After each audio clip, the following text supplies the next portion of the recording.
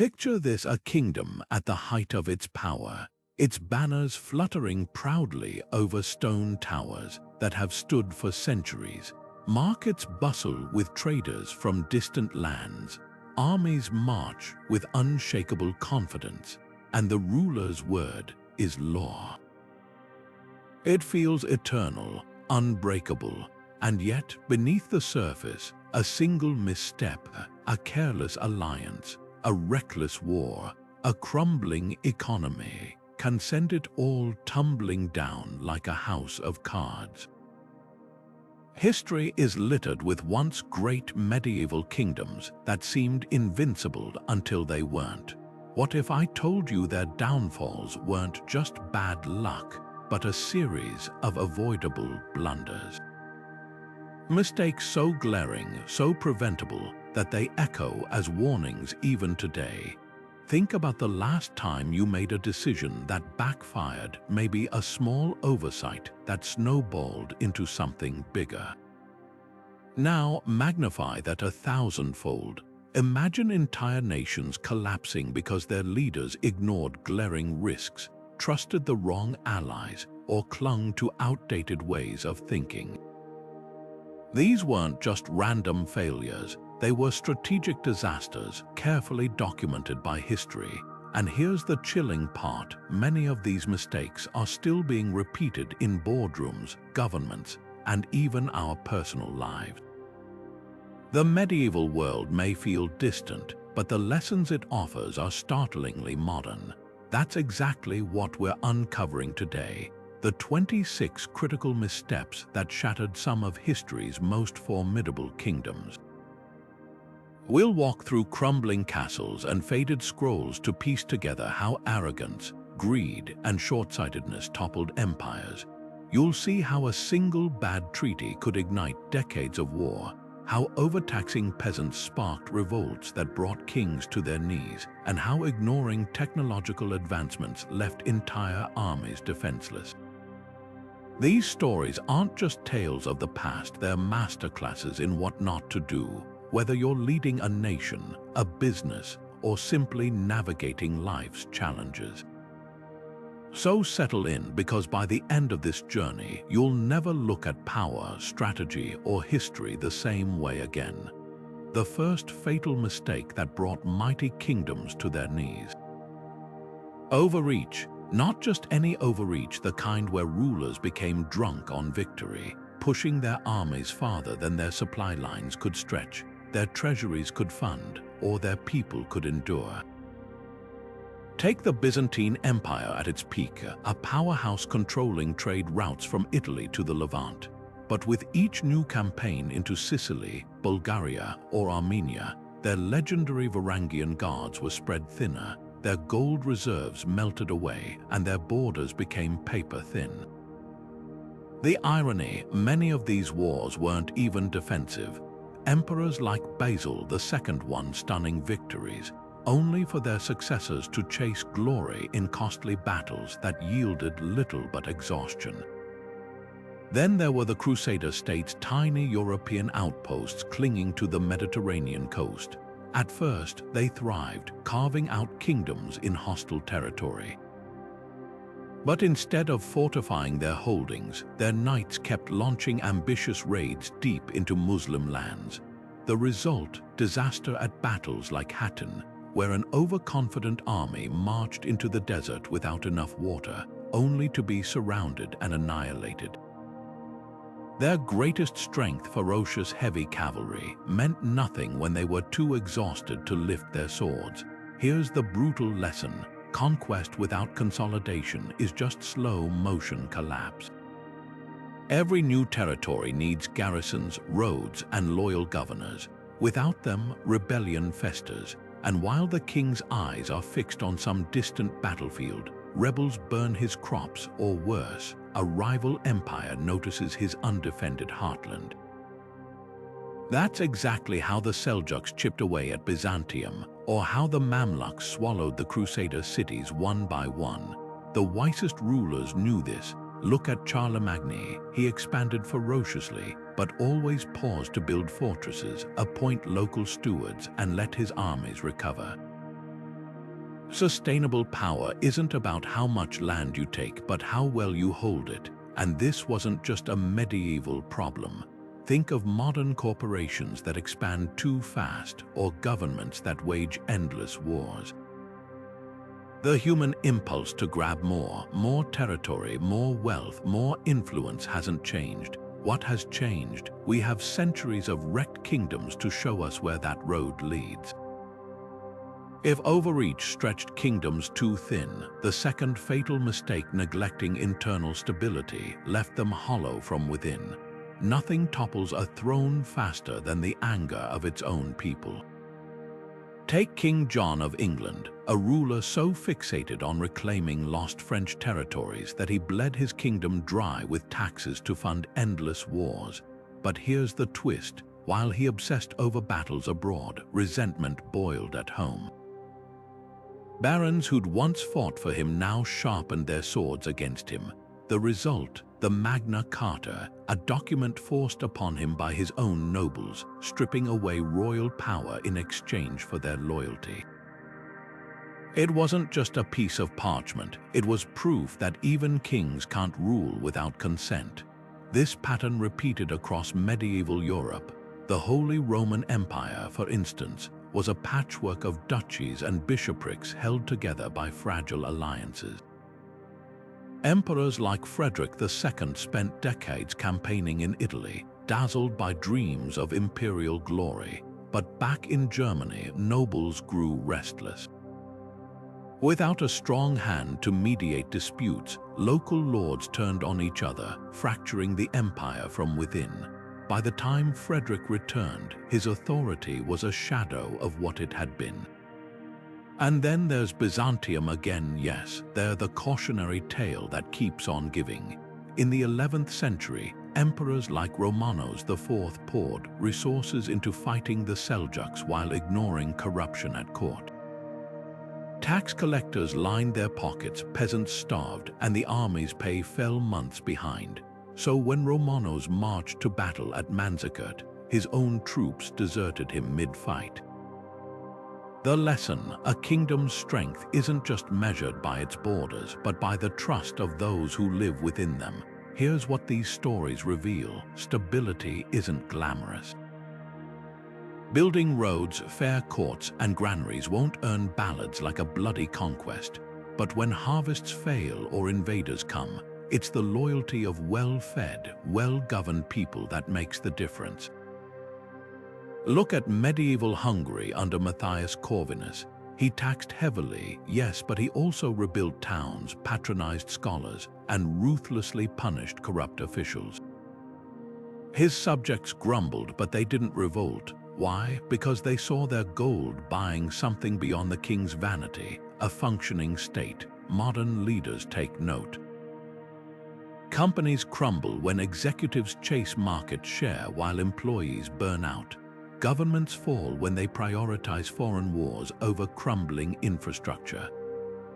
The through line is clear. Whether you're ruling a kingdom or running a team, ignoring the foundation for the facade is a recipe for collapse.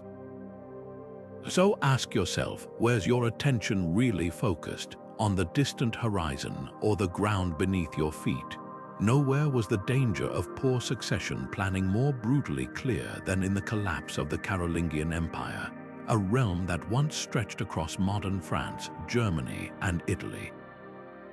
Under Charlemagne, it was the powerhouse of Europe, a beacon of learning and military might. But within just 3 generations, it shattered into warring fragments. Why? Because no one had settled the most basic question: who gets the crown when the king dies? Charlemagne himself set the stage for disaster. Though he crowned his son Louis the Pious as successor, he never established clear rules for future generations. Medieval inheritance wasn't like passing down a family heirloom. It was a free-for-all where every son, uncle, and cousin saw a claim to the throne. So when Louis died, his 3 sons turned on each other in a civil war so vicious, they literally divided the empire with the Treaty of Verdun in 843. West Francia, Middle Francia, East Francia split like a pie. with none of the slices strong enough to resist Vikings, Magyars, or their own rebellious nobles. But here's the tragic twist. This wasn't just bad luck. It was a predictable outcome. Look at the Merovingians before them, the so-called do-nothing kings, who lost power because rival branches of the family kept clawing for control. Or jump ahead to medieval Scandinavia, where Viking sagas are filled with brothers murdering brothers over inheritance disputes. The lesson screams from the history books: ambiguity in succession is an invitation to chaos. Compare that to places that got it right. England's Norman kings, for all their flaws, enforced primogeniture. The eldest son inherits, full stop. No debates, no civil wars. That's why William the Conqueror's line held power for centuries despite rebellions and invasions. Even the Byzantines, for all their palace intrigues, had the sense to crown co-emperors or designate heirs early. Stability wasn't about having the best ruler. It was about having any agreed-upon ruler. The consequences of poor succession planning rippled far beyond the throne room. Without clear leadership, nobles picked sides, armies fractured, and borders crumbled. Local lords seized the chaos to carve out independent fiefdoms, weakening the realm beyond repair. Think of it like a game of Jenga. Every contested succession tugged another block loose until the whole tower collapsed. And this isn't just ancient history. Modern corporations, political parties, even family businesses still make the same mistake, assuming power transitions will sort themselves out. But as the Carolingians learned too late, hope isn't a strategy. The difference between an empire that endures and one that evaporates, writing the rules before the crisis hits. Money makes kingdoms run, but squeeze too hard, and the entire system buckles. That's the brutal lesson from medieval Castile, where kings desperate for gold didn't just tax their people, they strangled them. At first glance, Castile in the 14th century seemed unstoppable. Reconquering lands from the Moors, its fleets dominating trade routes, its wool exports flooding European markets. But beneath that glittering surface, the crown was making a fatal error. Instead of nurturing the economy, they treated it like a piggy bank to smash open whenever war demanded more coin. Take the infamous alcohol tax, a hefty sales levy that hit every transaction, from a merchant's silk shipment to a farmer's sack of grain. At first, it funded crucial campaigns against Granada. But over time, it became addictive. Kings raised the rate again and again, not realizing they were killing the golden goose. Markets shrank as traders fled to Aragon or Portugal, where taxes were lower. Peasants, already struggling with bad harvests, saw their meager profits vanish into royal coffers. And here's the twist: the more money the crown demanded, the less it actually collected. Why? Because an exhausted population has nothing left to give. Then came the servicio, an emergency war tax that somehow never ended. Towns that once lent money willingly now had to be strong-armed by royal officials. Records from Burgos in 1391 show merchants hiding goods in cellars or faking bankruptcy to avoid paying. The very people who'd built Castile's wealth, artisans, farmers, bankers, were now its most bitter critics. And when Henry IV tried to fix things by debasing the coinage, disaster. Inflation skyrocketed, trust in the crown evaporated, and revolts erupted across the kingdom. But here's what's fascinating: Castile wasn't doomed to fail. Look at neighboring Navarre, a smaller kingdom that thrived by doing the opposite. Their kings kept taxes predictable, invested in roads and ports, and even offered interest-free loans to struggling farmers after droughts. Result: a loyal population and steady revenues even in hard times. Or consider the Hanseatic League up north, where merchant cities grew rich not by hoarding wealth, but by making trade frictionless. Castile's tragedy wasn't that money was tight. It was that their leaders saw the economy as a weapon to wield, not a garden to tend. The parallels today are unmistakable. Governments still raid treasuries for short-term wins. Corporations still exploit workers until productivity collapses. And societies still learn the hard way. Prosperity isn't about how much you take, but how wisely you grow. Castile's kings forgot that gold flows where trust goes, and without trust, even the mightiest throne becomes a house built on sand. History has a cruel way of humbling those who dismiss the unfamiliar. While kingdoms like Kievan Rus reveled in their perceived invincibility, a storm was gathering on the eastern steppes, one they refused to see until it flattened their gates. The Mongols weren't just another nomadic tribe, they were a hurricane of organized violence led by generals who studied their enemies like chessboards.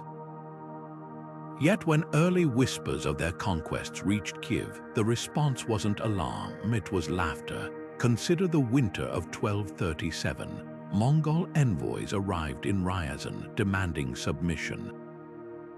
The Rus princes, confident behind their wooden walls, mocked them. They executed the messengers, a fatal insult in Mongol culture, and sent back their own threats.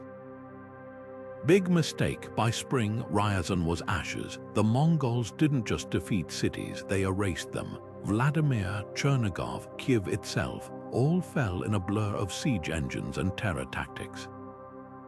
The Rus had fought Slavs and Vikings for centuries, but this was something new. An army that moved like lightning, struck without mercy, and left nothing but bones and smoke. Here's what's chilling: the Rus weren't blindsided.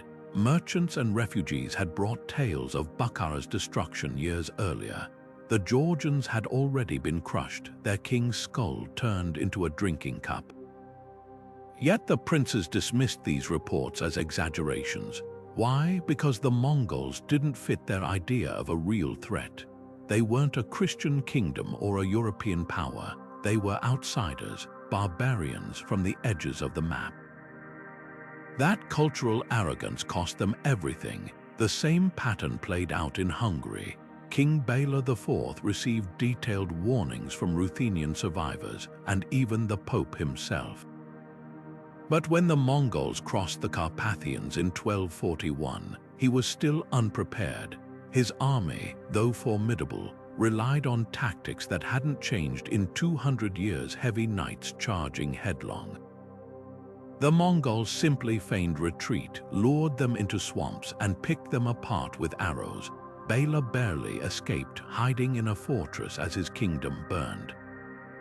Contrast this with the Mamluks of Egypt. When Mongol envoys demanded surrender, Sultan Qutuz didn't hesitate. He executed them publicly, then spent every coin in his treasury reforming his army.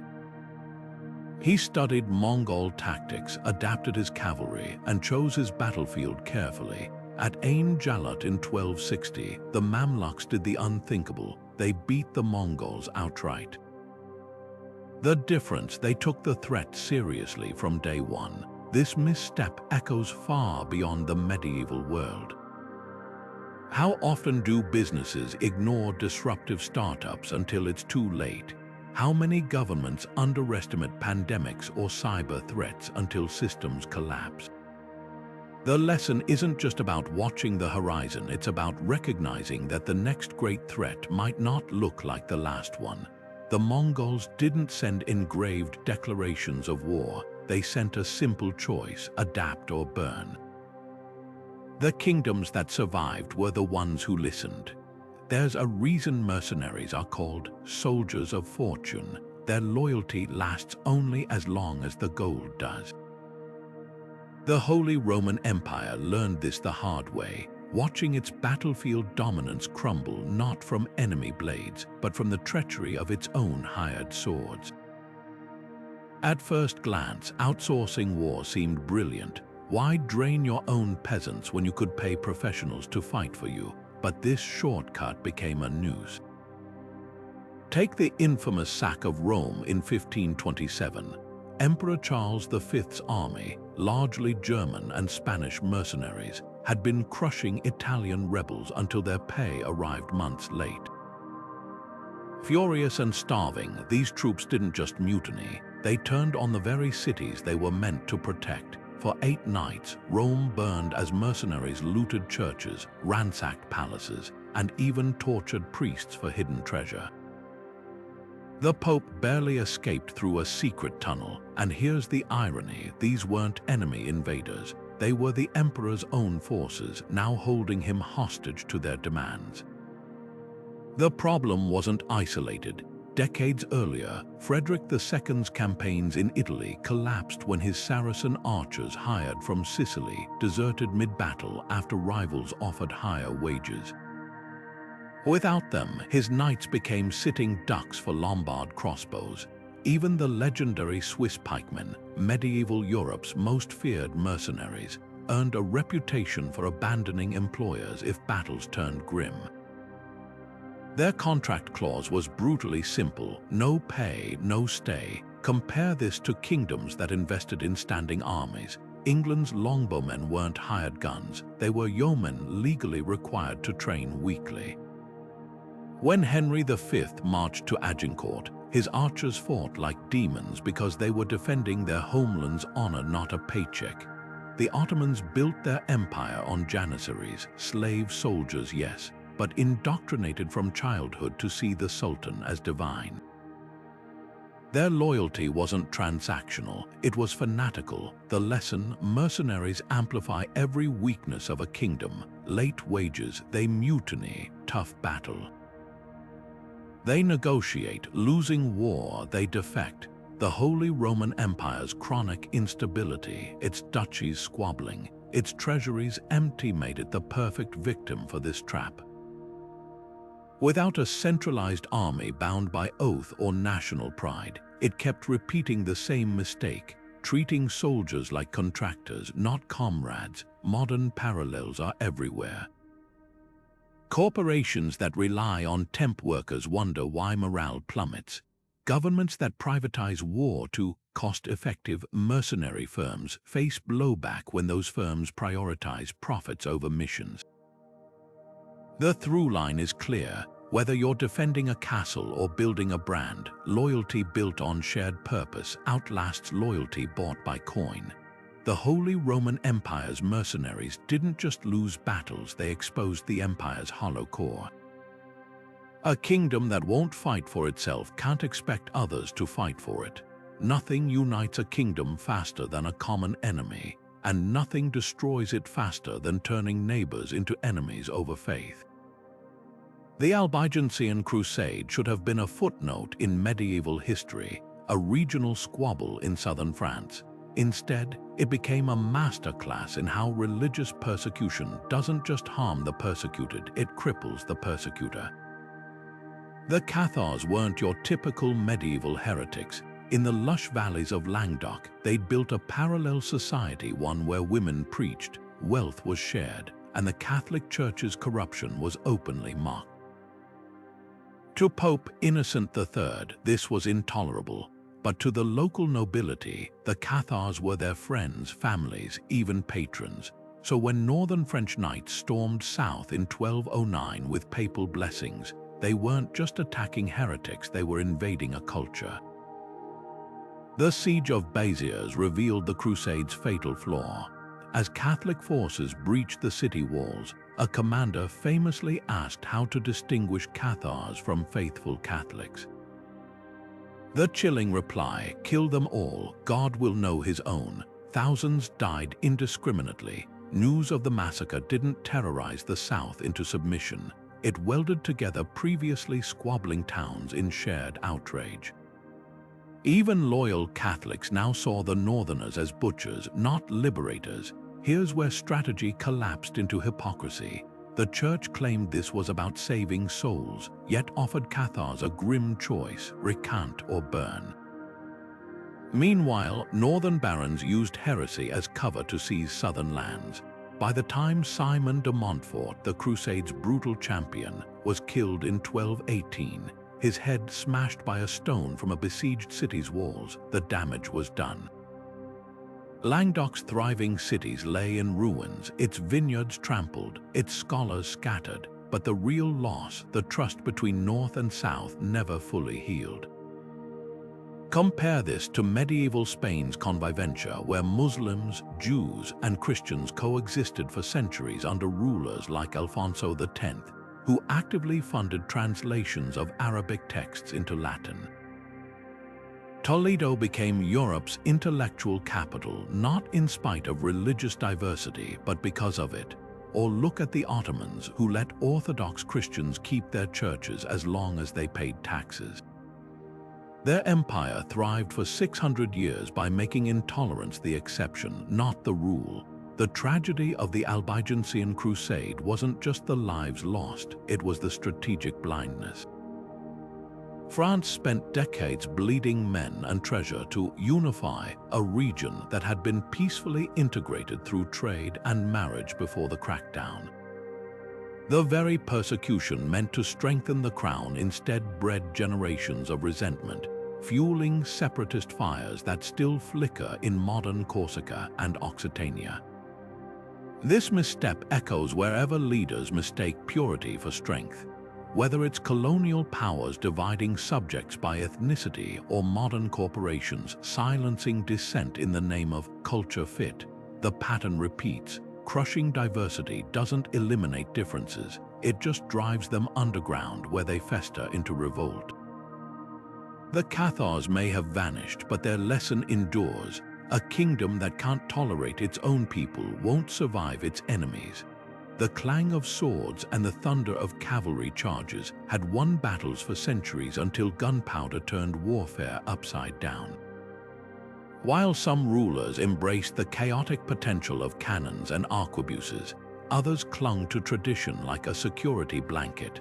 None paid a steeper price for this reluctance than the Burgundian dukes, whose glittering court and fearsome knights became obsolete overnight because they refused to acknowledge one simple truth: the world had changed and their weapons hadn't. Charles the Bold, Duke of Burgundy, embodied this fatal miscalculation. His army was the envy of Europe: armored knights bred for combat, Swiss mercenaries with lethal pikes, and siege engineers who could reduce castles to rubble. But when faced with early gunpowder weapons, his response was dismissive at best. Cannons too slow to reload, handguns unreliable peasant toys, while rivals like the French King Louis XI invested heavily in artillery. Charles doubled down on what had always worked: brute force and chivalric glamour. The result, a string of humiliating defeats that culminated in the disaster at Nancy in 1477. Picture the scene: Burgundian knights, their plate armor gleaming, charging across frozen ground toward Swiss pikemen. But this time, something was different. Nestled among the enemy ranks were rows of arquebusiers soldiers wielding crude but deadly firearms. As the knights closed in, smoke and fire erupted. Horses panicked, men fell, and the vaunted Burgundian cavalry disintegrated under a hail of lead. Charles himself was found days later, his body stripped and half-eaten by wolves, a grim symbol of a military era that had passed him by. What makes this tragedy so striking is that Burgundy wasn't some backwater. It was a wealthy, innovative state at the crossroads of Europe. Their workshops produced exquisite tapestries, their bankers rivaled the Medici, and their court set fashion trends from London to Vienna. Yet when it came to warfare, they treated gunpowder like a passing fad. Contrast this with the Ottomans, who didn't just adopt cannons, they revolutionized them. By the 1450s, Mehmed II's massive bombards were smashing through Constantinople's walls, doing in weeks what traditional siege engines couldn't achieve in years.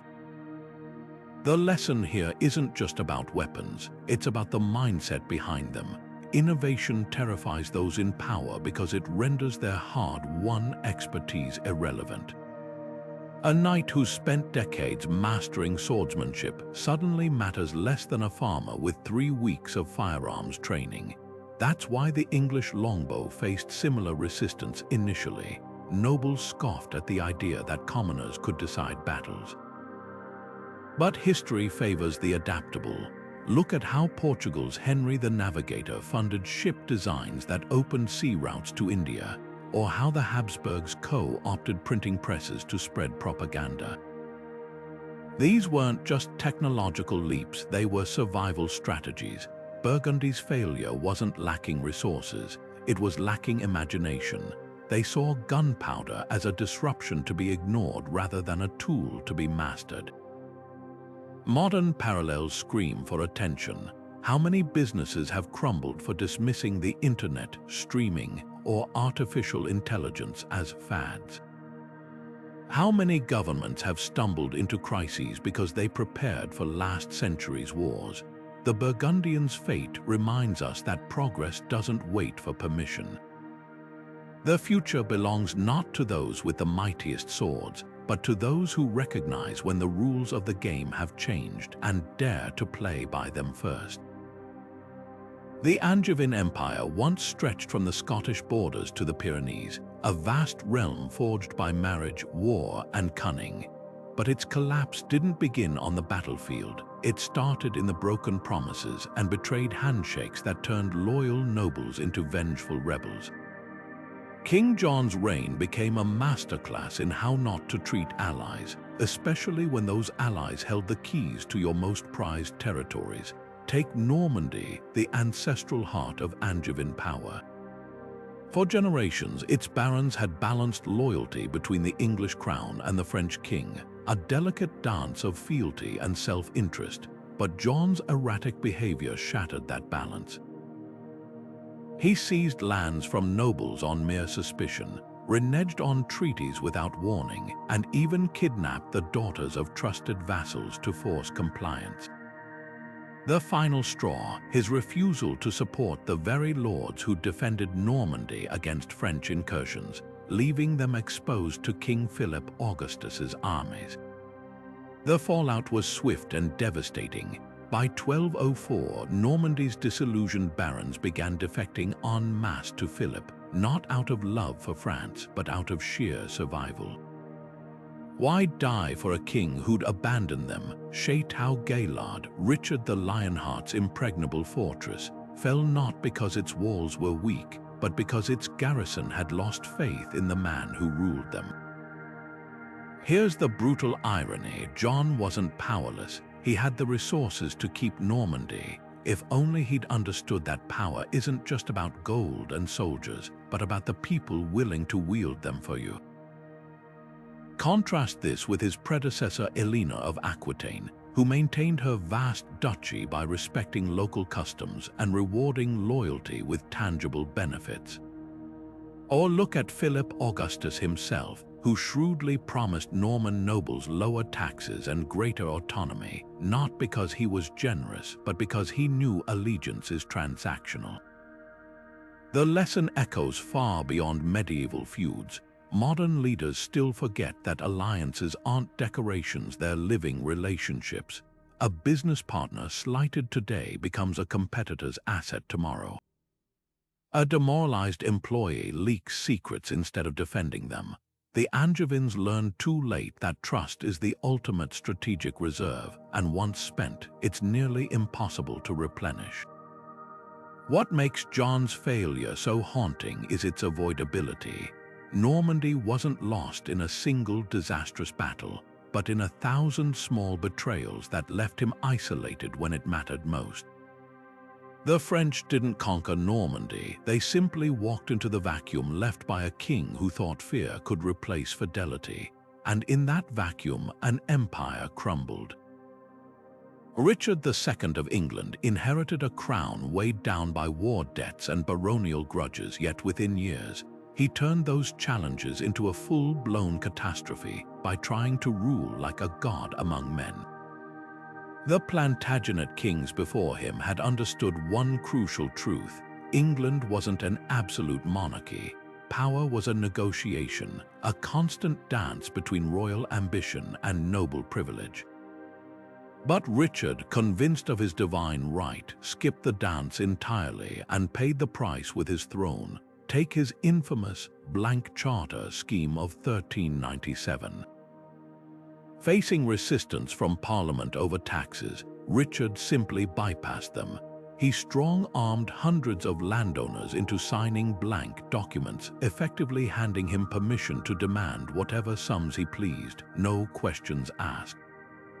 To the king, this was efficiency; to the barons, tyranny in the making. The very men who'd funded his wars and upheld his laws now saw him as a predator, not a partner.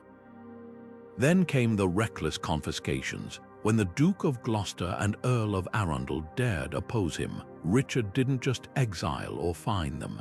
He seized their ancestral lands outright, redistributing them to his inner circle. This wasn't just punishment, it was a direct assault on the medieval social contract. Noble titles weren't just jobs handed out by kings. They were centuries-old inheritances, the bedrock of feudal loyalty. By treating them like toys to be reassigned on a whim, Richard sent a chilling message. No one's status was safe. The backlash was volcanic. Bolingbroke, the exiled Duke of Lancaster, returned to England not as a rebel but as a liberator, and found baronial armies flocking to his side. Richard's own troops deserted him. Why fight for a king who'd shown he'd discard even his most powerful allies? By 1400, the man who dreamed of ruling like an autocrat died starved and alone in Pontefract Castle, his crown handed to the very cousin he'd banished. Contrast this with Henry II, who reformed England's legal system not by decree but by persuasion. He let barons keep their privileges while quietly centralizing justice through royal courts, a slow, subtle shift that outlasted rebellions. Or look across the Channel at France's Capetian kings, who spent 2 centuries expanding royal authority by marrying into noble families, not butchering them. Here's the brutal lesson: power consolidated too fast isn't power at all, it's a ticking bomb. Whether it's medieval monarchs or modern CEOs, leaders who mistake fear for loyalty always learn the hard way.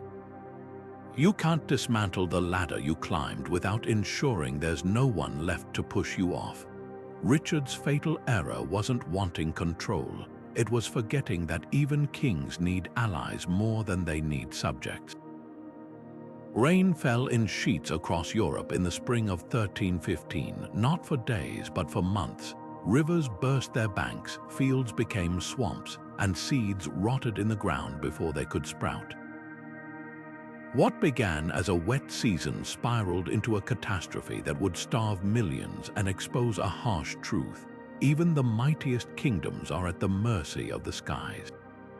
The Great Famine wasn't just bad weather. It was a slow-motion collapse of societies that had gambled everything on perpetual good harvests. Medieval Europe's vulnerability lay in its rigidity. Most kingdoms relied on a single crop, wheat or rye, planted in the same fields year after year. When the rains didn't stop, waterlogged roots succumbed to mold. Livestock with no dry pasture died by the thousands. Prices for grain quadrupled in a single year, but what turned crisis into disaster was the failure of rulers to adapt. England's Edward II, facing empty granaries, didn't organize food shipments or ration supplies. He banned grain exports and prayed for better weather. His officials seized what little food peasants had left to feed the army, sparking riots from York to Bristol. Contrast this with the Inca Empire halfway across the world. When Andean frosts ruined crops, their terraced farms at different altitudes ensured some harvests always survived. Grain was stored in state-run warehouses for lean years. The difference wasn't technology, it was foresight. Europe's kings had spent centuries perfecting castle sieges but gave no thought to safeguarding their bread baskets. The famine's aftermath revealed deeper cracks. Malnourished populations fell prey to disease. With no surplus grain to sell, towns couldn't pay taxes, leaving kings unable to fund armies or building projects. In Flanders, desperate parents abandoned children at church doors. In Lithuania, chronicles tell of prisoners eating each other. All this in just 3 years, a blink in medieval time, yet long enough to shatter the illusion of stability. What makes this misstep so haunting is how preventable it was. Icelanders, living on the edge of the Arctic, survived by stockpiling fermented shark and dried fish. The Chinese Song dynasty built canals to move grain from fertile south to drought-stricken north. Europe's rulers had access to these ideas through trade and travel, yet chose inertia over innovation. Modern parallels are uncomfortably close. Cities built on floodplains, farms dependent on vanishing aquifers, power grids buckling under unprecedented heat. The same short-sightedness wears new clothes. The Great Famine screams across 7 centuries. Resilience isn't about weathering one storm, but redesigning society to survive the unknown. When the rains finally stopped in 1317, Europe's fields recovered. Its leaders' reputations never did. Corruption doesn't just weaken kingdoms, it rots them from the inside like termites in an oak beam. Nowhere was this more evident than in the Papal States, where spiritual authority collided with worldly greed to create a system so toxic, even devout peasants began questioning God's chosen representatives. On paper, the Pope was Christ's vicar on earth. In practice, by the 14th century, the Papal States operated like a mafia family with mitres, where holy offices were auctioned to the highest bidder and nephews became cardinals before they could grow facial hair. Take the reign of Pope Boniface VIII. A brilliant canon lawyer, he might have reformed the Church's growing excesses if he hadn't been too busy stuffing his own coffers. His infamous bull Clarissus Lacos didn't just forbid kings from taxing clergy, it demanded that same clergy pay him instead. When the French king Philip the Fair resisted, Boniface responded by excommunicating an entire kingdom until the gold started flowing again. This wasn't just hypocrisy, it was institutionalized extortion wearing a cross, but the real cancer was nepotism. The Borgia family turned papal corruption into an art form.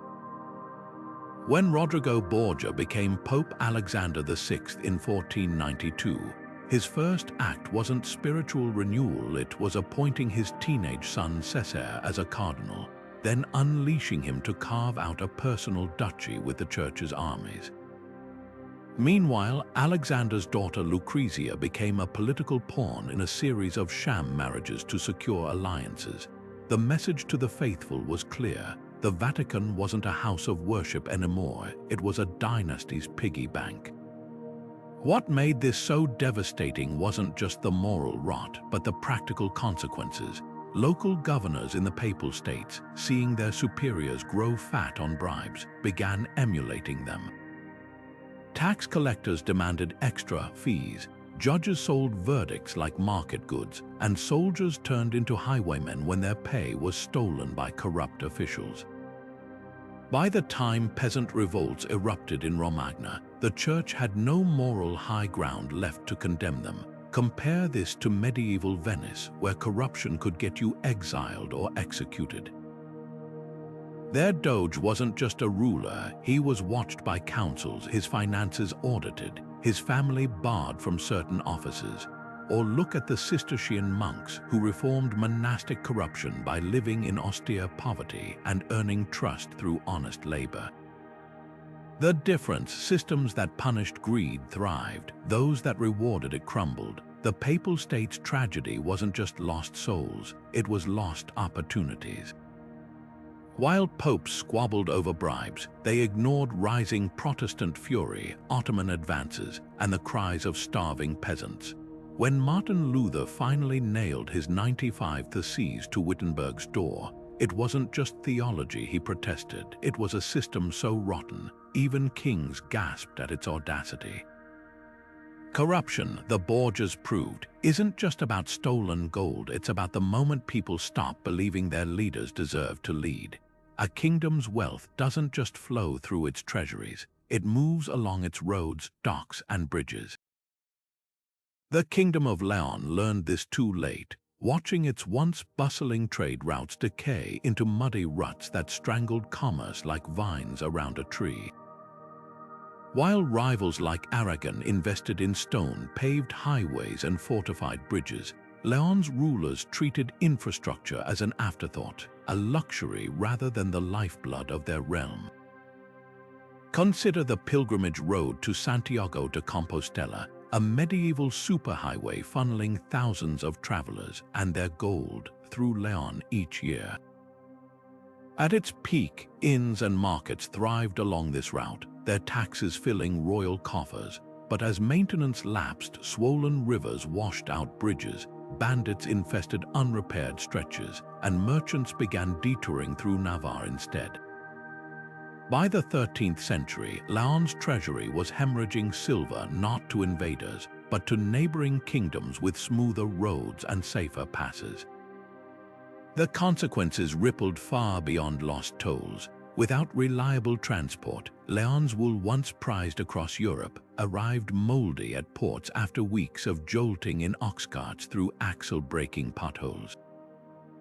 Iron from the Cantabrian mines, previously shipped as far as Egypt, now rusted in warehouses because carts couldn't reach the coast before monsoon rains.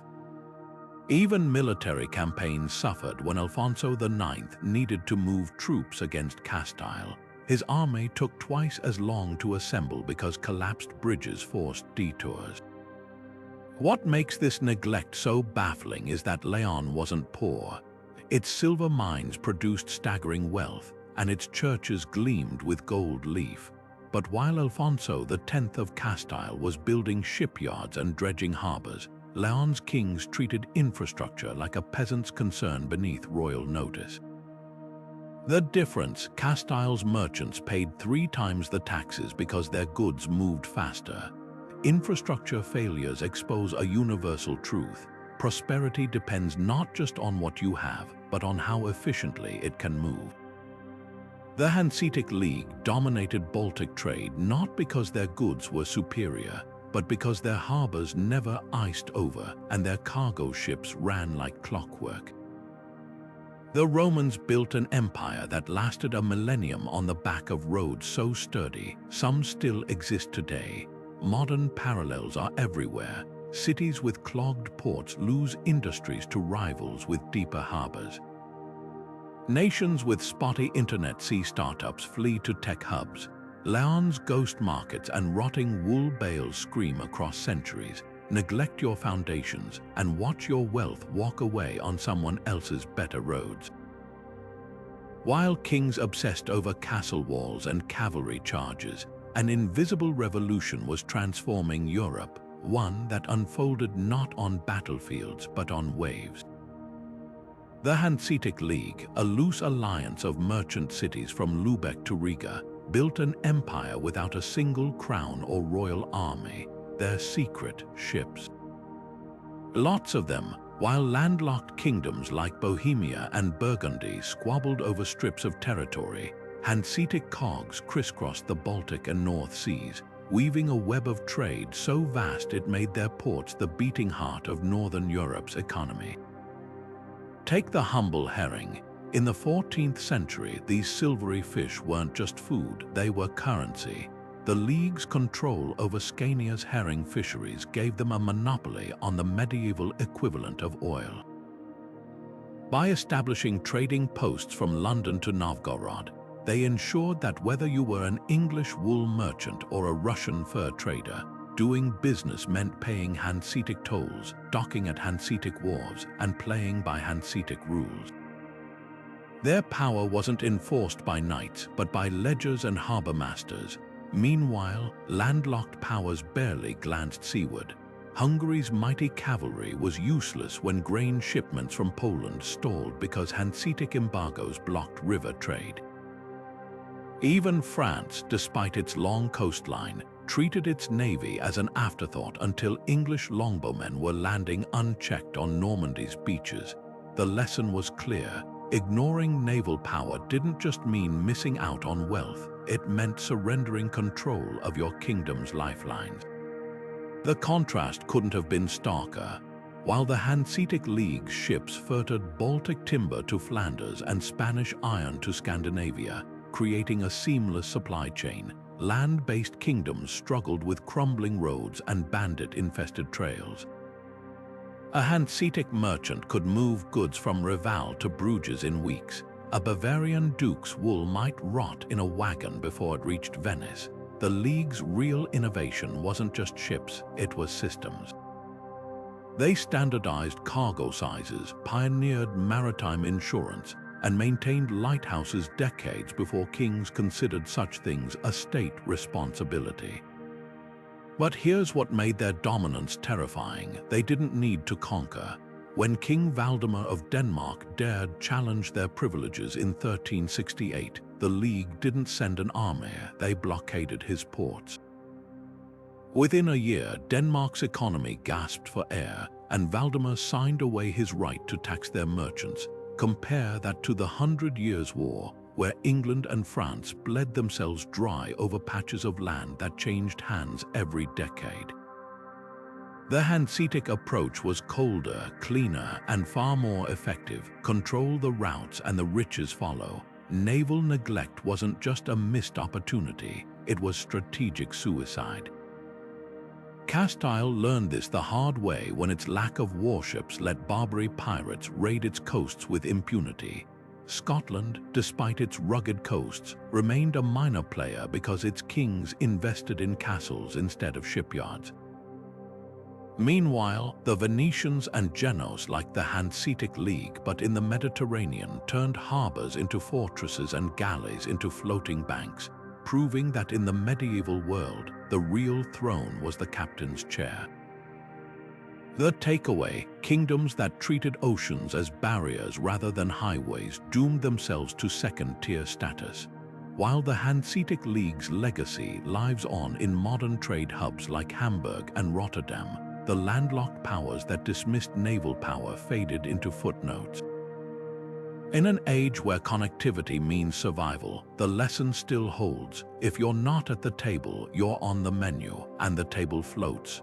Victory is intoxicating, especially the kind that makes a kingdom feel invincible. When Hungarian knights rode home from Nicopales in 1396, their banners splattered with Ottoman blood, it wasn't just a battle they'd won, it was a legend. Christian Europe, long terrified by the Ottoman advance, now had its champion. King Sigismund of Hungary was hailed as the savior of Christendom, his army the unstoppable wall against the Islamic tide. But legends have a way of blinding those who believe them too deeply. Fast forward 130 years to the muddy fields of Mohawks. The same kingdom that had humiliated the Ottomans at Nicopales now faced them again, but this time the Hungarians weren't the hunters.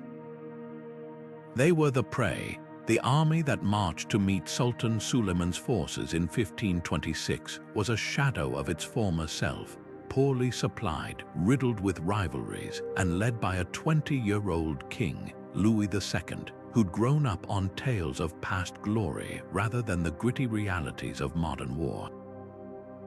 When the Ottoman cannons roared, the Hungarian cavalry, still fighting like it was 1396, charged straight into a slaughter. By nightfall, 20,000 men lay dead, including Louis himself, his body lost in the marsh. The kingdom that had once broken the Ottomans was now broken itself, its territories carved up like a feast for vultures. What happened in those intervening decades? Complacency. After Nicopales, Hungary's nobles treated victory as a birthright rather than a fluke. They ignored the reforms sweeping through Ottoman armies: the gunpowder units, the disciplined janissaries, the mobile artillery. While Suleiman's generals studied Hungarian tactics, Hungary's commanders dismissed Ottoman innovations as cowardly tools. Worse, they let internal squabbles fester. The same barons who'd united against a common enemy at Nicopales now bickered over land and titles, weakening the crown until it could barely muster a coherent defense. The bitter irony: Hungary had every advantage to avoid this fate. Its Black Army, once Europe's most feared mercenary force, was disbanded to save money. Its network of border fortresses, crucial for slowing Ottoman advances, crumbled from neglect as funds were diverted to lavish palaces. Even simple precautions, like scouting Ottoman movements or stockpiling gunpowder, were deemed unnecessary. Why prepare for an enemy you've already beaten? Contrast this with the Ottomans' own response to defeat. After Nicopales, they didn't rest on their laurels, they reinvented warfare. By Mohawks, their troops weren't just numerically superior, they were generations ahead tactically. The lesson here isn't just about humility, it's about the seductive danger of nostalgia. Hungary didn't lose because it was weak. It lost because it kept fighting the last war while its enemy was already waging the next one. Modern echoes are deafening. Businesses that dominate markets only to be undone by disruptive startups. Athletes who coast on past championships until hungry newcomers dethrone them. The pattern repeats because victory, oddly enough, is one of history's most dangerous teachers. It whispers that what worked once will work forever, a lie that's toppled more empires than any invasion. The fields of Mohawks aren't just a graveyard for knights, they're a monument to the truth that no triumph is permanent unless you fight to keep it. The brightest flames of progress often flickered in medieval universities until kings and bishops decided to snuff them out. While some rulers like Alfonso X of Castile actively funded translations of Arabic texts and patronized astronomers, others saw free-thinking scholars as threats to be silenced. And nothing weakened a kingdom faster than trading intellectual curiosity for rigid dogma. Consider the fate of the University of Paris in the 13th century. Under philosophers like Siger of Brabant, it was Europe's premier center for debating Aristotle's radical ideas until the Bishop of Paris issued the condemnations of 1277. Overnight, entire fields of inquiry were banned. Professors who questioned church doctrine on natural philosophy found themselves exiled or imprisoned. The result, France's brightest minds fled to more tolerant cities like Padua and Bologna, taking their innovations with them. Paris, once a beacon of learning, became a cautionary tale of how fear turns universities into echo chambers. Even more devastating was the crackdown on medical advancements in the Islamic world. While Baghdad's House of Wisdom pioneered surgical techniques and pharmacology, conservative caliphs like al-Mutawakkil shut down debates, declaring certain sciences un-Islamic. By the time the Mongols sacked Baghdad in 1258, its libraries were already shadows of their former selves, not just from invasion, but from self-inflicted decay. The same scholars who could have developed early vaccines or mapped the circulatory system were instead wasting years parsing approved theological texts. The contrast with thriving intellectual hubs couldn't have been starker. The University of Salerno, protected by Norman kings, became Europe's leading medical school precisely because it welcomed Jewish, Muslim, and Christian physicians to share knowledge. Frederick II, despite his flaws, invited Arab mathematicians to his court to advance Sicilian architecture and engineering. These weren't just acts of tolerance, they were strategic investments. A kingdom that suppressed ideas crippled its own future. The most tragic victims were often women scholars. Hildegard of Bingen's botanical studies nearly vanished because male clerics dismissed her visions as heresy. Trota of Salerno's groundbreaking work on women's medicine was attributed to male contemporaries for centuries. Every time a voice like theirs was silenced, humanity lost centuries of potential progress. When the Black Death arrived, Europe's lack of advanced medicine, a direct result of stifled research, cost millions of lives that might have been saved.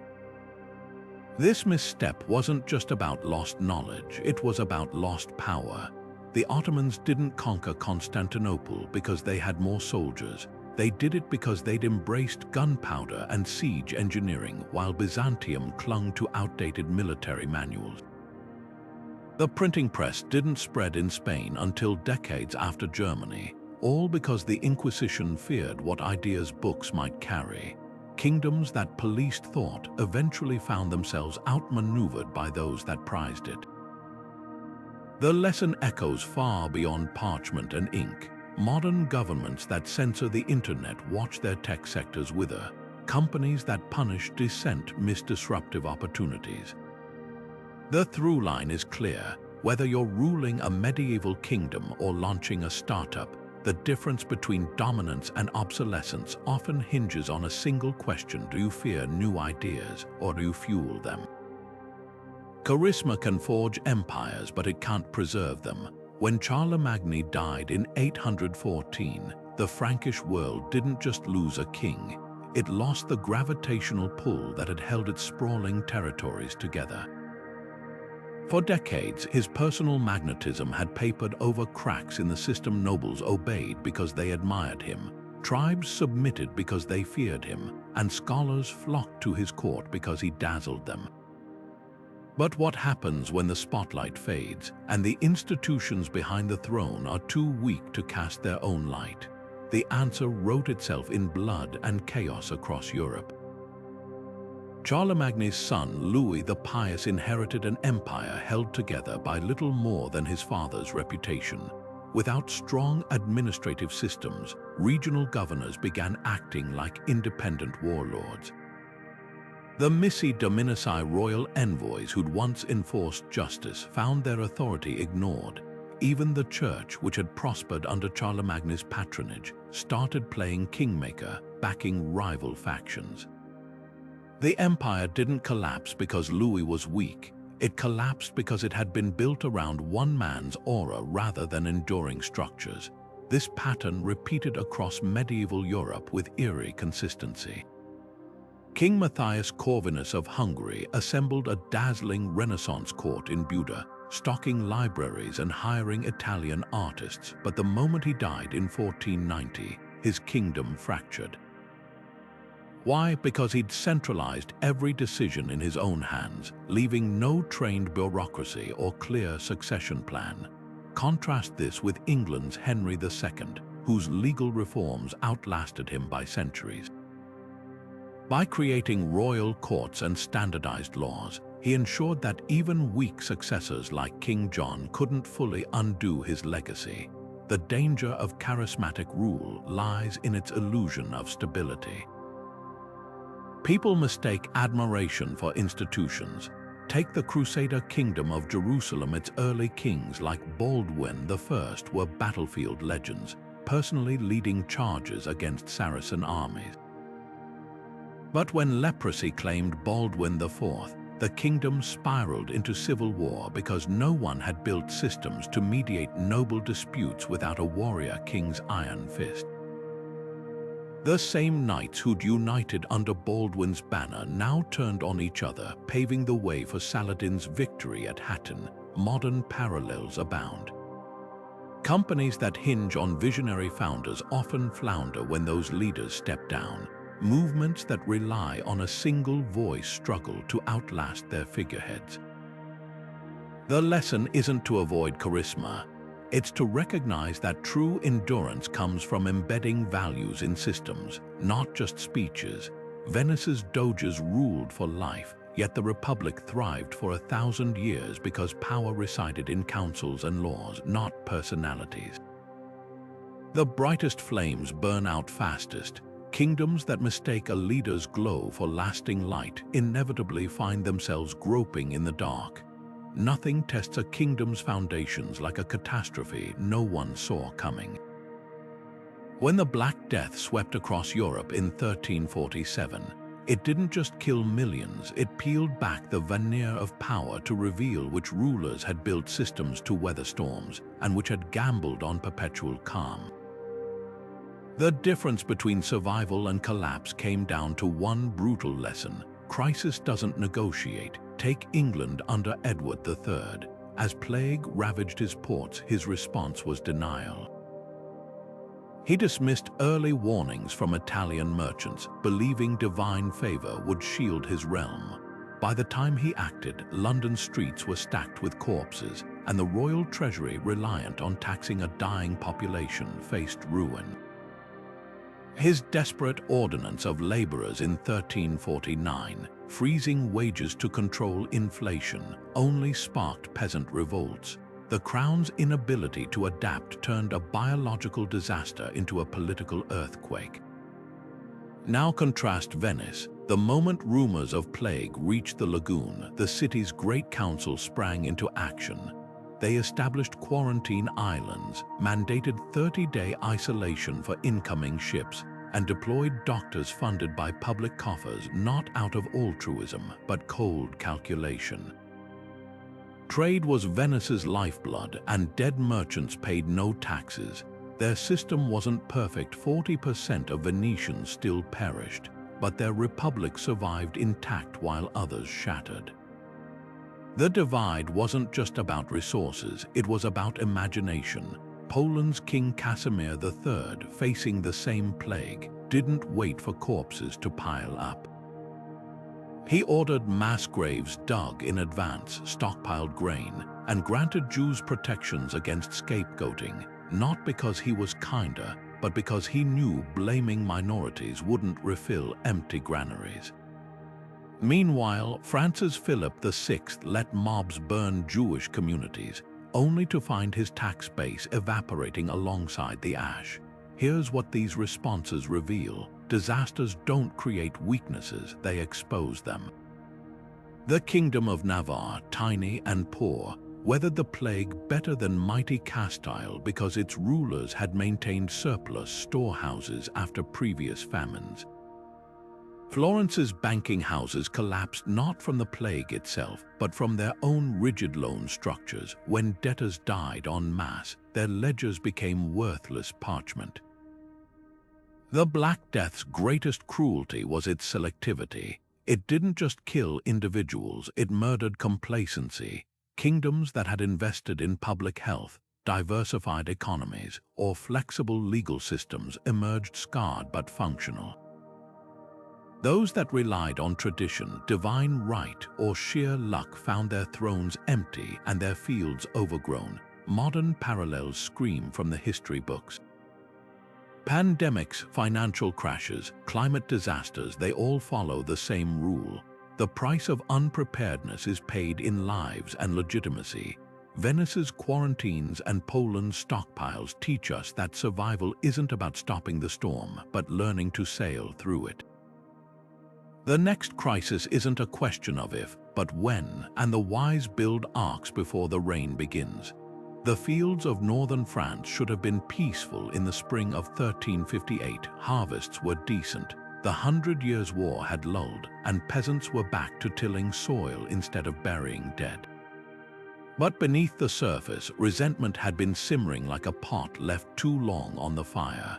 When a band of frustrated villagers in the Beauvais region finally snapped, their rebellion didn't just surprise the French nobility, it nearly toppled them.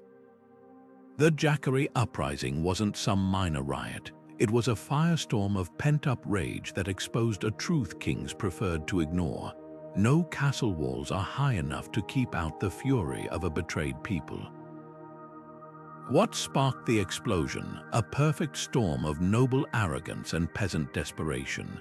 Years of wartime taxes had crushed the rural poor, while the nobility, supposedly their protectors, hid behind chivalric ideals, demanding more labor and offering less protection. Then came the Battle of Poitiers in 1356, where King John II was captured by the English. With the crown in disarray, local lords doubled down on exploitation, seizing crops and livestock to fund ransom payments. The final insult, these same nobles who'd fled Poitiers in disgrace now blamed peasants for France's defeats. When a group of villagers near Clermont murdered a knight who'd raped a local girl, the act became a rallying cry. Within weeks, tens of thousands of peasants were burning manor houses, slaughtering noble families, and chanting a chilling slogan, "Death to all lords." The nobility's response revealed their fatal miscalculation. At first, they laughed. These were unarmed farmers, after all. What threat could they pose? But the Jackery didn't fight like knights. They used scythes and pitchforks, ambushed isolated castles, and targeted the very symbols of noble privilege: tax rolls, grain stores, and feudal contracts. By the time Charles the Bad of Navarre, a noble himself, crushed the revolt with mercenary troops, over 100 manors lay in ashes. The lesson was clear: oppression isn't a sustainable tax strategy. Compare this to England's Peasants' Revolt of 1381, where King Richard II initially promised reforms to appease the rebels, only to revoke them once the danger passed. The short-term victory cost long-term trust, sowing seeds for future unrest. Meanwhile, the Swiss Confederation thrived by doing the opposite, granting Alpine peasants real political power in exchange for military service. Their militias became Europe's most feared fighters precisely because they had something tangible to defend. The Jackery's deepest wound wasn't the burned manors, it was the shattered illusion of feudal invincibility. Peasants weren't supposed to resist, they were meant to endure, but as French chronicler Jean Froissart noted, even worms turn when stepped on too often. Modern leaders take note. Whether it's 18th century France or 21st century corporations, systems that mistake silence for satisfaction eventually face the same reckoning. Stability isn't the absence of protest, it's the presence of justice. The Holy Roman Empire wasn't an empire at all, not in the way Rome had been, or even Charlemagne's realm. By the late Middle Ages, it had become a patchwork of duchies, bishoprics, and free cities, each with its own laws, armies, and ambitions. On paper, the emperor ruled supreme. In reality, he was more of a referee in a never-ending tournament where every noble was both player and rule-breaker. This wasn't just messy governance, it was a death sentence for any hope of collective strength. When outside threats like the Ottomans or French kings came knocking, the empire's fractured nature meant responses were slow, disjointed, and often self-defeating. Take Frederick III's reign in the 15th century. While Ottoman armies carved through the Balkans, Frederick couldn't rally German princes to defend Vienna, not because they lacked resources, but because they were too busy feuding over toll rights and inheritance disputes. The Duke of Bavaria refused to send troops unless the emperor settled a land quarrel with the Archbishop of Salzburg. The Count Palatine demanded imperial recognition of his counterfeit coinage before he'd lift a finger. By the time these squabbles were resolved, the Ottomans had already sacked villages just miles from the imperial capital. The irony: each prince genuinely believed they were acting in the empire's best interest by putting their own domain first. This fragmentation wasn't just political, it was economic and military suicide. While France and England centralized tax collection to fund standing armies, the Holy Roman Empire's revenue depended on begging regional diets for contributions. When Maximilian I tried to create an imperial army in 1495, the Reichstag approved it, then promptly underfunded it, leaving him with a force smaller than some Italian mercenary companies. Meanwhile, the French king could field twice as many troops at a moment's notice because his word alone opened royal coffers. The empire's greatest weakness wasn't its lack of power, but its inability to focus it. Compare its floundering to the rise of Spain under Ferdinand and Isabella. By uniting Castile and Aragon, suppressing noble rebellions, and standardizing laws, they turned a fractured peninsula into a global superpower in under 50 years. Even tiny Portugal, with its centralized monarchy, outpaced the empire in exploration and trade. The difference: unity of purpose. When Vasco da Gama sailed for India, he did so with the crown's full backing, not after haggling with the Duke of Coimbra over shipping rights. What makes this misstep so tragic is that the empire had every advantage to avoid it. Its lands were fertile, its cities wealthy, its knights among Europe's finest. But without mechanisms to override local self-interest, those assets might as well have belonged to different planets. The Habsburgs eventually learned this too late by marrying into half of Europe and inheriting Spain's centralized systems. They built a personal empire that dwarfed the hollow shell of their German title. The lesson echoes far beyond medieval borders. Modern federations from the European Union to corporate conglomerates face the same tension. How much autonomy to grant parts without crippling the whole? The Holy Roman Empire's ghost whispers a warning: decentralization isn't just about sharing power. It's about whether your structure can survive a world where others don't. Constantinople's mighty walls had stood unbroken for 1,000 years until the night they were undone not by cannons, but by whispers. While Sultan Mehmed II's massive bombards pounded the Theodosian walls in 1453, his real weapon was something far more subtle. A web of spies and traitors woven so deep into the city's heart that Byzantine defenders were fighting blind. The fall of Rome's last remnant wasn't just a military defeat, it was an intelligence catastrophe centuries in the making.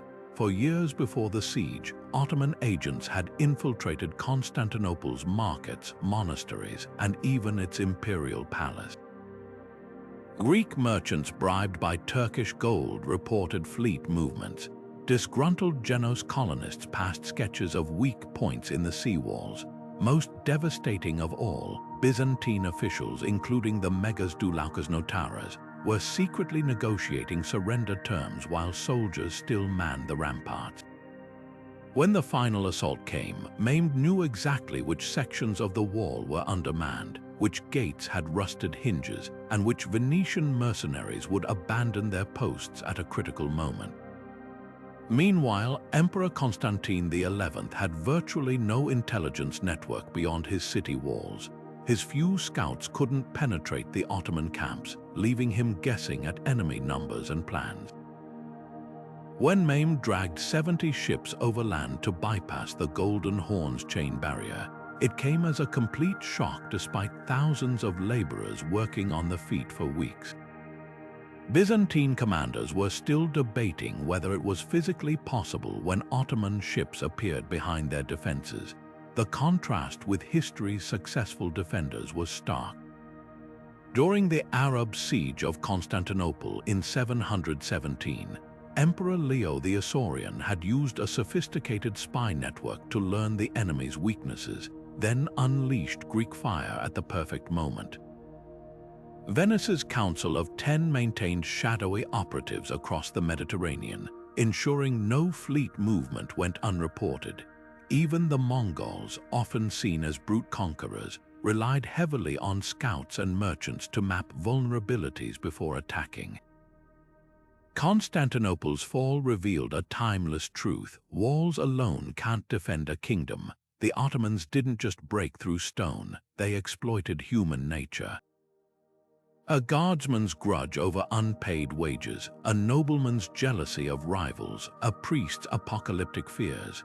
Each became a thread Mehmed could pull to unravel the city's defenses. Modern security experts call this human terrain mapping, but the principle is ancient. The strongest fortifications crumble when defenders don't know who to trust. This intelligence gap wasn't just negligence, it reflected Byzantine cultural blind spots. Elite Greeks saw espionage as dishonorable, something barbarians did. They dismissed rumors of betrayal as panic, even when captured spies confessed. Compare this to Mehmed, who personally debriefed double agents and studied Byzantine court politics like a chessboard. His victory wasn't just military, it was psychological. By the siege's final hours, half of Constantinople's defenders were watching their own comrades as closely as the enemy. The lesson echoes far beyond medieval warfare. Governments that neglect counterintelligence face cyber attacks from unseen hackers. Corporations that ignore industrial espionage lose trade secrets to trusted employees. Constantinople's ghostly lesson lingers. The most dangerous threats don't always storm your gates, sometimes they're already inside, smiling as they pass your secrets to the highest bidder. For centuries, Venetian galleys ruled the Mediterranean like threads of gold stitching together continents. Silks from Persia, spices from India, glass from Murano, wealth flowed through the Rialto markets in an endless stream, filling coffers and fueling La Serenissimi's legendary grandeur. But beneath the marble palaces and bustling docks lay a fatal flaw. An economy so laser-focused on trade that when the tides of fortune shifted, Venice had no lifeline to grasp.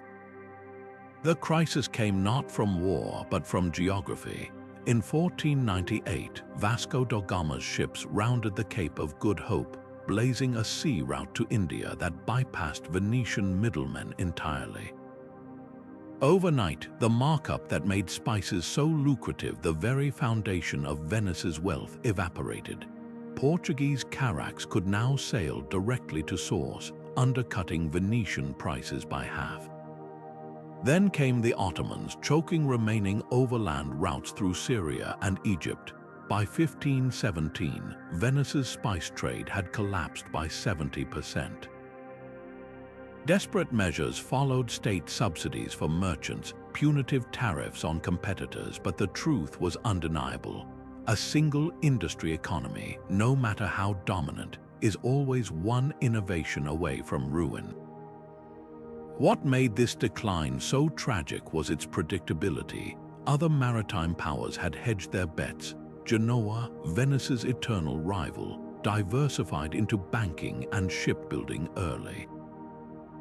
When their Black Sea trade collapsed under Ottoman pressure, their financiers simply shifted capital to Spain's New World ventures. Even landlocked powers like Bavaria thrived by balancing agriculture, mining, and brewing, ensuring that if one sector faltered, others could bear the weight. Venice's blind spot wasn't lack of opportunity, but lack of imagination. Their lagoon held vast salt pans that could have supplied half of Europe. Their artisans produced exquisite glass and textiles that commanded premium prices.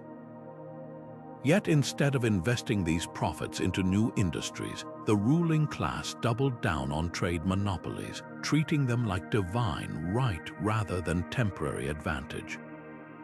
When the Arsenal shipbuilders proposed designs for ocean-going vessels to compete with Portugal, the Senate vetoed it: too costly, too risky. By the time they reluctantly authorized larger ships in the 1520s, the Atlantic trade was already sewn up by Spain and England. The parallels today are stark: company towns that collapse when factories close, oil-rich nations that crash when demand wanes. Venice's ghost whispers a warning: we're still learning. Prosperity isn't about riding one wave forever, but learning to swim in many currents. The greatest empires aren't those with the shiniest golden goose. They're the ones who never stop planting new seeds. A castle's walls may stand 30 feet thick, its towers looming over the landscape like unshakable sentinels. But history proves again and again that stone alone is no guarantee of safety. Take the mighty Crac des Chevaliers, the Crusader fortress in Syria, long considered impregnable. Perched atop a sheer cliff, its concentric rings of defenses had repelled countless assaults. Then in 1271, the Mamluk Sultan Baybars didn't bother storming the walls. He sent a forged letter, supposedly from the Crusaders' own commander, ordering the garrison to surrender. The defenders, isolated and trusting in their fortress's reputation, capitulated without a fight. The greatest stronghold in the Levant fell to a piece of parchment. This wasn't an isolated misstep.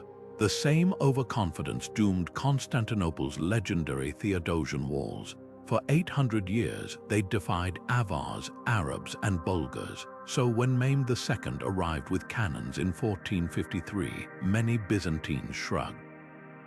What could some newfangled weapons do against walls that had stood since antiquity? Plenty, as it turned out. The Ottomans didn't just bombard one spot. They adapted, shifting cannon placements to exploit weaker sections while sappers tunneled beneath. The defenders, meanwhile, still relied on medieval tactics like pouring boiling oil from fixed embrasures, useless against artillery, firing from half a mile away. The fatal flaw wasn't the fortifications themselves, but the mindset behind them. At Chateau-Gaillard, Richard the Lionheart's masterpiece, the French didn't breach the walls. They climbed through an overlooked garderobe chute after noticing defenders casually dumping waste from it.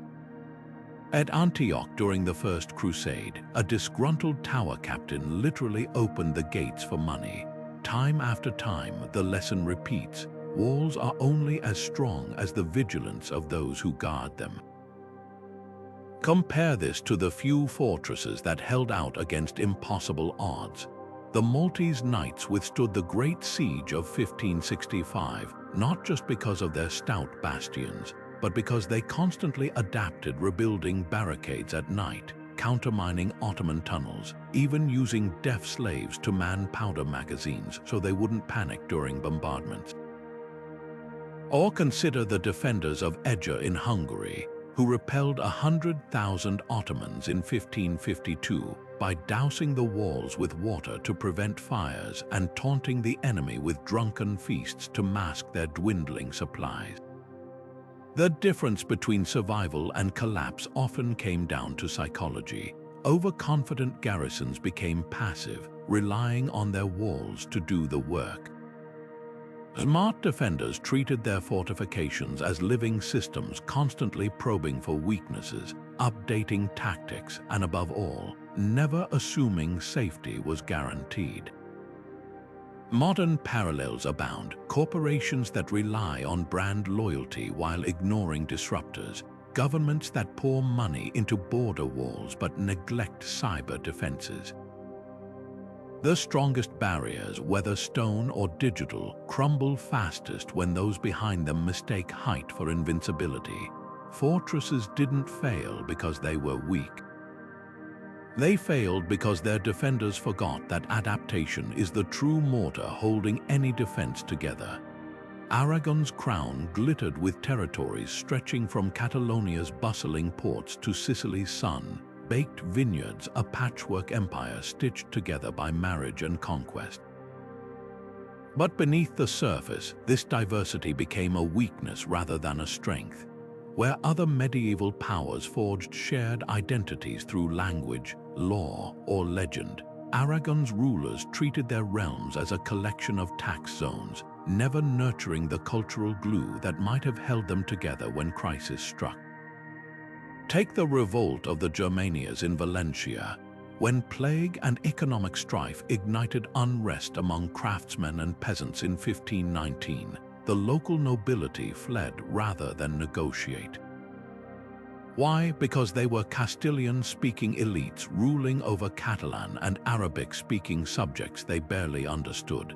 The rebels weren't just protesting taxes, they were rejecting foreign rule in their own land. Worse, when King Charles I finally crushed the uprising, his solution wasn't reconciliation but harsher repression, deepening the rift between rulers and ruled. Contrast this with how England's Norman kings gradually blended French and Anglo-Saxon traditions into a cohesive national identity, or how Hungary's rulers fused Slavic, Magyar, and German customs into a durable kingdom. The fissures ran deeper than language. Sicily, conquered by Aragon in the 13th century, was governed through viceroys who treated the island as a cash cow. While Neapolitan rulers invested in local infrastructure and patronized Italian artists, Aragonese officials imposed Catalan as the administrative language and siphoned grain revenues to Barcelona. By the time Sicily revolted in 1282, its people saw Aragon not as protectors but exploiters. Even within Iberia, Catalonia's thriving cities resented funding Aragonese adventures in Sardinia or Greece, regions they felt no kinship with. This wasn't just a failure of empathy, it was a strategic blunder. The Ottomans, masters of governing diverse populations, let Greeks, Armenians, and Jews manage their own affairs under the millet system, earning loyalty through autonomy. The Polish-Lithuanian Commonwealth turned religious and ethnic differences into a strength, with its motto, "Unity in Diversity," fueling a golden age. Aragon's rulers, by contrast, never moved beyond seeing their subjects as sources of revenue or cannon fodder. The cost of this neglect became undeniable during the War of the Spanish Succession. When Castile and Aragon backed rival claimants in the early 18th century, Catalonia, long treated as a subordinate rather than a partner, seized the chance to revolt. Its people fought not for Aragon's crown, but against it, besieging Barcelona's own citadel to expel royal troops. The kingdom that had once rivaled Venice and Genoa, now fragmented because its rulers forgot a timeless truth. Empires can be conquered by the sword, but they're only held together by shared stories. Modern parallels whisper warnings. Corporations that acquire companies without integrating cultures face mass resignations. Nations that ignore regional identities breed separatist movements. Aragon's ghost lingers as a reminder. Diversity without unity isn't strength, it's a lit fuse. The Plantagenet kings ruled like gamblers on a winning streak, each hand played for maximum immediate payoff, never pausing to consider the house always wins in the end. Henry II's brilliant legal reforms and Richard the Lionheart's battlefield glory masked a fatal flaw. Their dynasty treated England less as a kingdom to nurture than a treasury to plunder. Temporary victories piled up while long-term costs accrued in silent, compounding interest. Take John Lackland's disastrous reign. After losing Normandy to France in 1204, he didn't rebuild alliances or fortify defenses. He squeezed England dry with arbitrary taxes like the tallage, a brutal levy on towns that sparked baronial revolts. Sure, the gold funded mercenaries to temporarily suppress rebellion, but the resentment festered, exploding into the Magna Carta crisis. Contrast this with Philip Augustus of France, who used his gains from Normandy to strengthen royal administration, building a bureaucracy that outlasted his lifetime. John's short-term cash grabs cost his heirs legitimacy. Philip's investments gave his successors tools to centralize power for centuries. Edward III's obsession with French conquests followed the same pattern. The glory of Crécy and Poitiers dazzled contemporaries, but the war's astronomical cost, over £4 million, equivalent to decades of royal income, forced him to pawn the crown jewels and impose crippling wool taxes. Worse, he mortgaged future customs revenue to Italian bankers, leaving his successors indebted before they even took the throne. Meanwhile, the Black Prince's brutal sack of Limoges in 1370 earned short-term terror but long-term hatred, ensuring French towns would resist Plantagenet rule to the death. The bitter irony, Plantagenets had glimpses of better strategies. Henry III's patronage of Westminster Abbey and universities showed how cultural investments build enduring loyalty.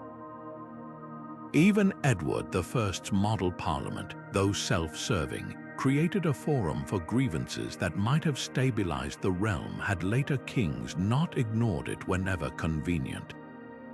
But time and again they reverted to transactional thinking. Richard II confiscated noble estates to reward favorites, solving immediate cash crumbles while breeding the resentment that got him deposed. Compare this to the Capetian kings across the Channel.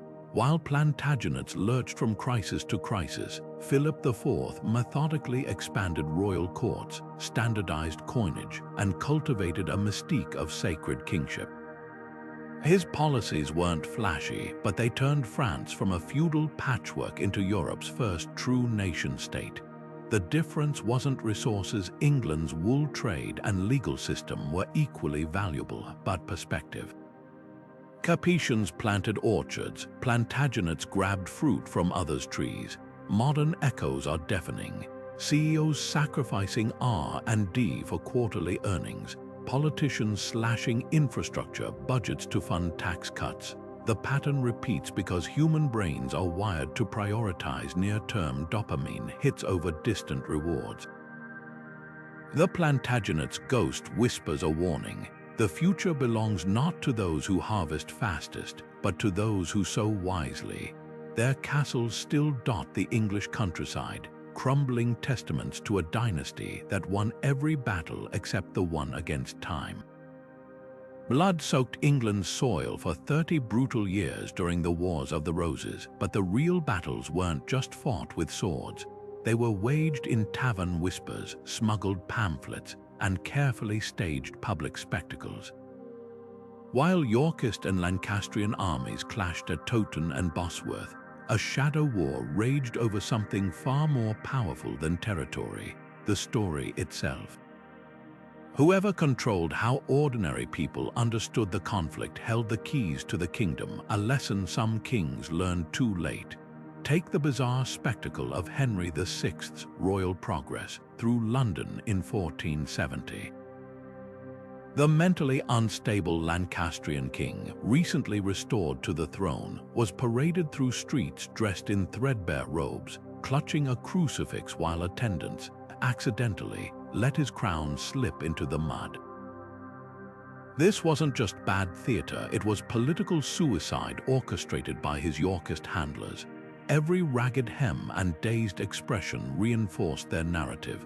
This man couldn't rule a bakery, let alone England.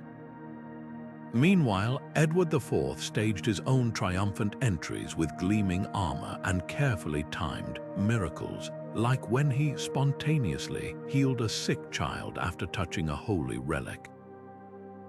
Never mind that the child was an actor's son, the crowd roared with belief. The weaponization of symbols reached its peak with Richard III's infamous propaganda coup, the sudden discovery that Edward IV's children were illegitimate. Overnight, sermons across London pulpits echoed tales of their supposed bastardy, while Richard appeared at Guildhall feigning reluctant acceptance of the crown. The masterstroke, having a conveniently placed preacher declare God's will from Paul's cross just as troops loyal to the princes mysteriously withdrew from the tower. This wasn't governance, it was medieval spin doctoring at its most ruthless.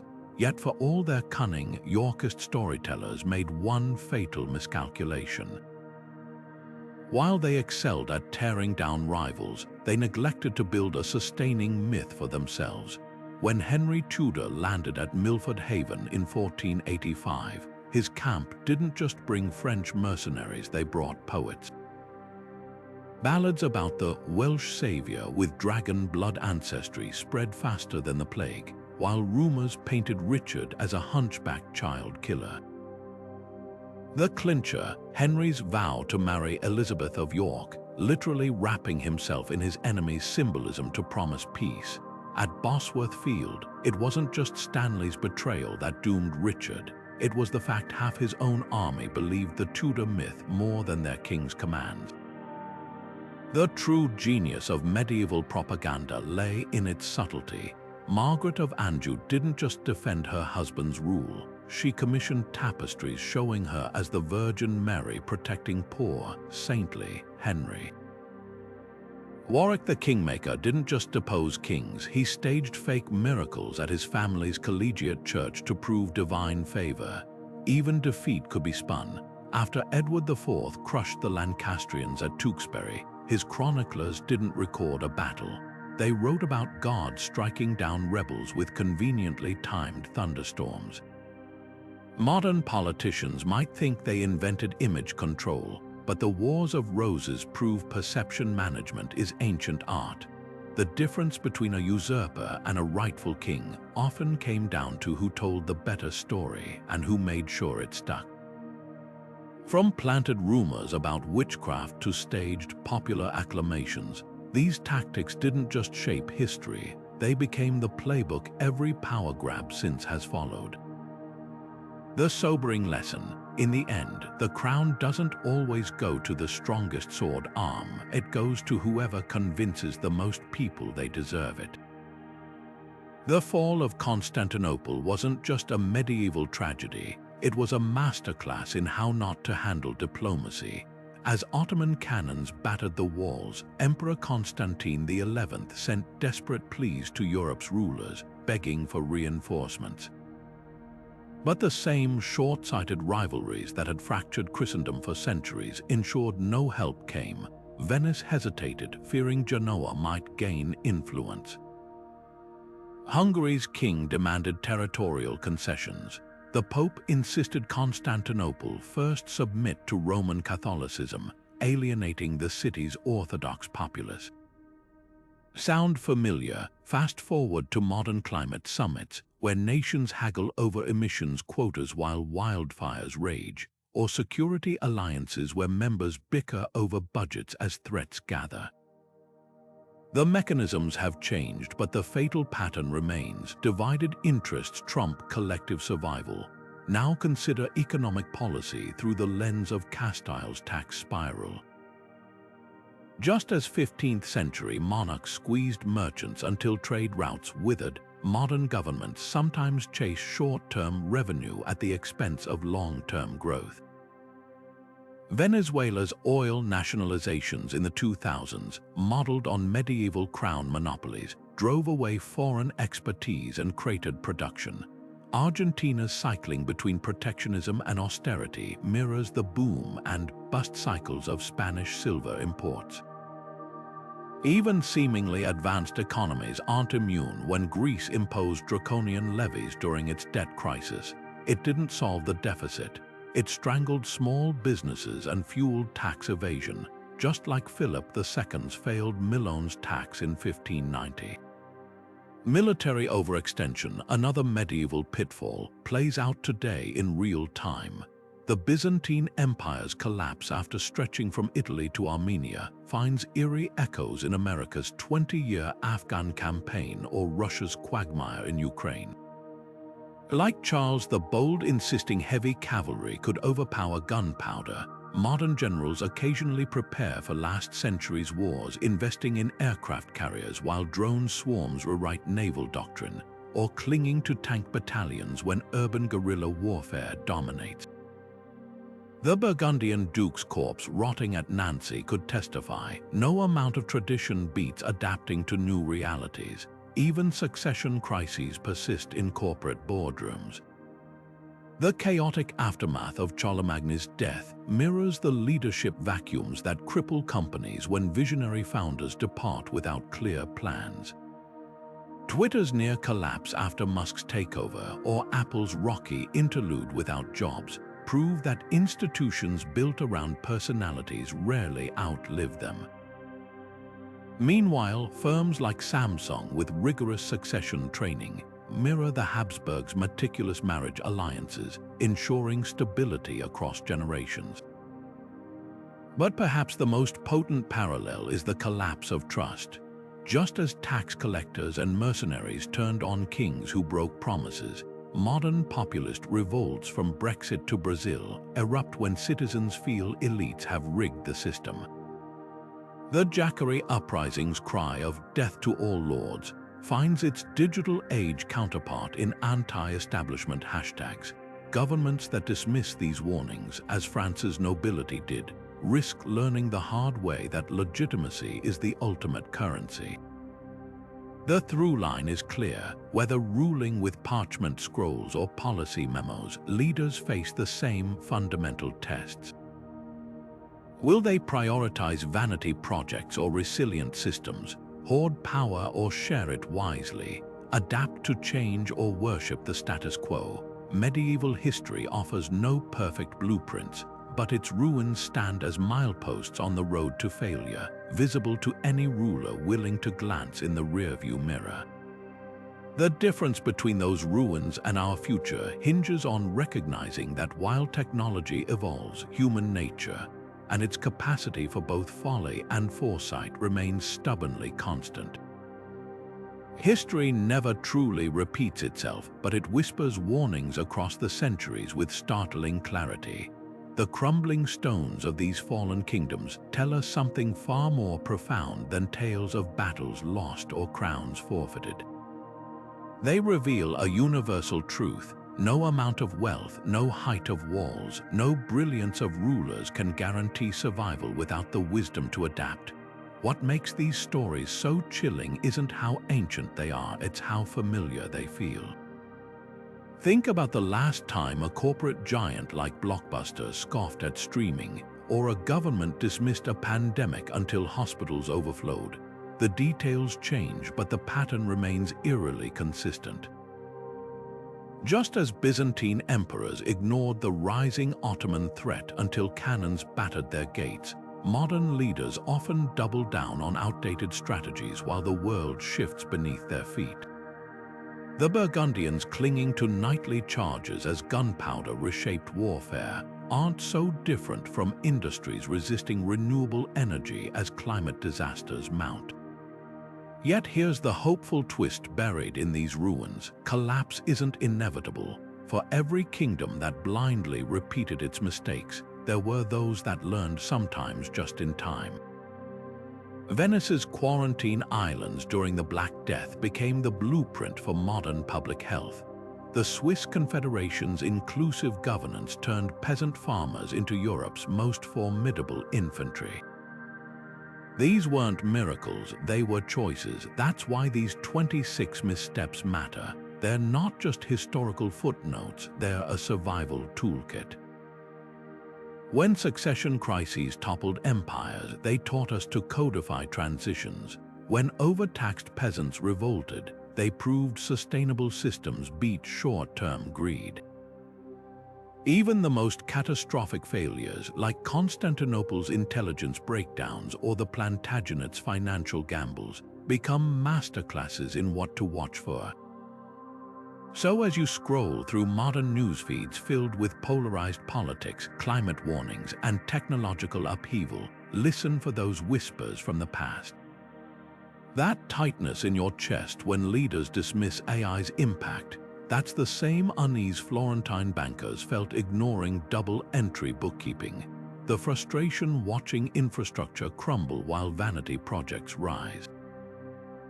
Medieval Castile's taxpayers knew it well. The difference this time, we've got their hard-won lessons at our fingertips.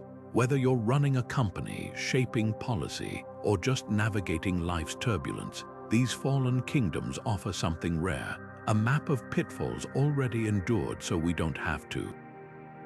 Their greatest legacy isn't in the rubble they left behind, but in the futures they might help us preserve. Now it's your turn. Which of these missteps hits closest to home? A corporate culture dismissing employee discontent like medieval barons ignoring peasants. A government repeating the Holy Roman Empire's fragmentation through bureaucratic infighting. Drop your thoughts below. History's most valuable conversations always start where the official record ends. And if you want more deep dives into the turning points that shaped our world, hit subscribe. After all, the best way to honor these fallen kingdoms isn't just to remember their stories, but to learn from them.